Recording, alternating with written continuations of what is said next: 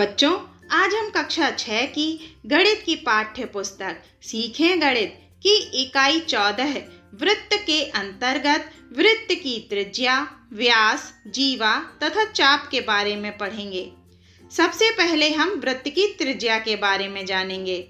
वृत्त के केंद्र से परिधि तक की दूरी वृत्त की त्रिज्या कहलाती है। जैसे दिए गए चित्र में वृत्त का केंद्र O है तथा ABCD वृत्त की परिधि है। यहाँ वृत्त के केंद्र O से परिधि के बिंदु A तक खींची गई दूरी OA वृत्त की त्रिज्या है। बच्चों, अब हम वृत्त के व्यास के बारे में जानेंगे। वृत्त की परिधि के किन्हीं दो बिंदुओं को मिलाने वाला रेखाखंड जो वृत्त के केंद्र से होकर जाता है, वृत्त का व्यास कहलाता है।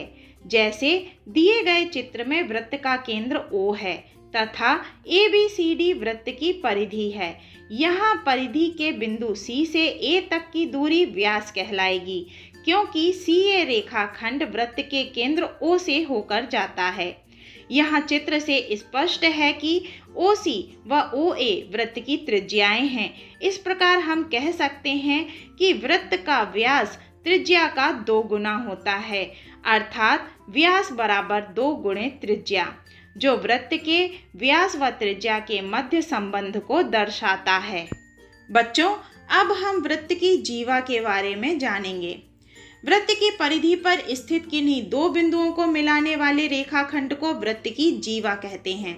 जैसे दिए गए चित्र में O वृत्त का केंद्र है और बिंदु A व B परिधि पर स्थित हैं।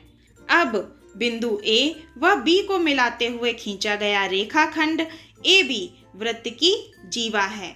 बच्चों, यहाँ हमें एक बात ध्यान रखनी होगी। जब कोई जीवा वृत्त के केंद्र से होकर जाती है तो उसे व्यास कहते हैं। इस प्रकार व्यास वृत्त की सबसे बड़ी जीवा होती है।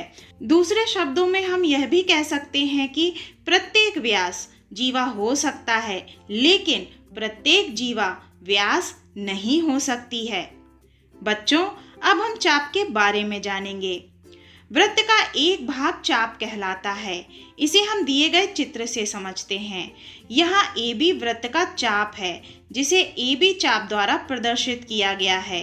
अगर इस चाप को हम पूरा करें तो यह चाप एक वृत्त को प्रदर्शित करता है, जिससे निष्कर्ष निकलता है कि चाप AB की त्रिज्या वही होगी जो वृत्त की त्रिज्या होगी।